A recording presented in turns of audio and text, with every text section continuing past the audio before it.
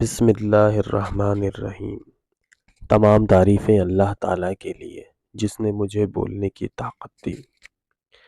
آج کا ٹاپک ہے دشمن سے محبت اسلام کی نظر میں۔ ویڈیو کو آخر تک ضرور دیکھیں۔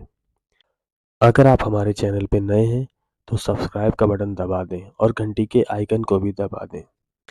اللہ تعالیٰ قرآن پاک میں فرماتے ہیں، سورۃ حمیم سجدہ آیت نمبر 34، بھلائی اور برائی برابر نہیں، تم جواب میں وہ کہو جو اس سے بہتر ہو، پھر تم دیکھو گے کہ تم میں اور جس میں دشمنی تھی وہ ایسے ہو گیا جیسے کوئی گہرا دوست۔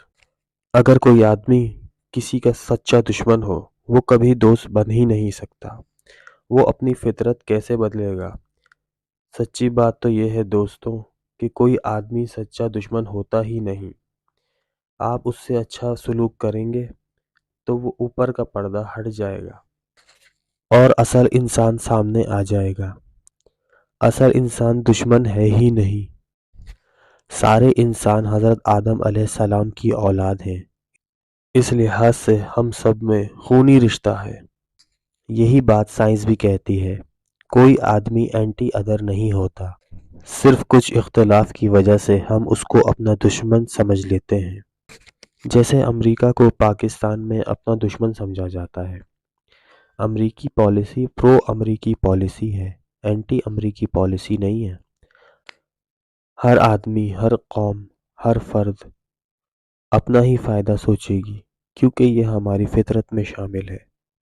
دوستوں اس کے کیس کو آپ پرو سیلف سمجھیں، اینٹی ادر نہ سمجھیں۔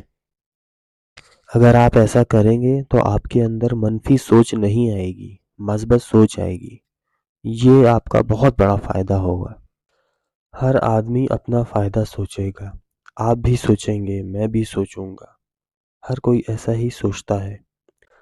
اگر کسی نے اپنے فائدے کے لیے کوئی کام کیا یا کوئی حکمت عملی بنائی، اس کا مطلب یہ نہیں کہ وہ ہمارا دشمن ہے، کیونکہ ہر انسان آدم علیہ السلام کی اولاد ہے۔ وہ اس بات کو افورڈ ہی نہیں کر سکتا کہ وہ آپ کا دشمن ہے۔ یہ اس کی فطرت کے خلاف بات ہو جائے گی دوستوں۔ یہ ایسا فارمولہ ہے جو آپ کے اندر منفی سوچ کو ختم کر دے گا۔ منفی سوچ کس کے خلاف ہوتی ہے؟ پہاڑ، سورج، چاند یا سمندر کے خلاف نہیں ہوتی، انسان کے خلاف ہی ہوتی ہے۔ اگر ہم سب یہ بات مان لیں کہ ہم سب آدم علیہ السلام کی اولاد ہیں تو یہ جڑ ہی کٹ جائے گی۔ اگر ہم سب کو اپنا دشمن سمجھیں گے تو دین کی دعوت کا کام کیسے کریں گے؟ ہمارے نبی صلی اللہ علیہ وسلم کبھی کسی کو اپنا دشمن نہیں سمجھتے تھے۔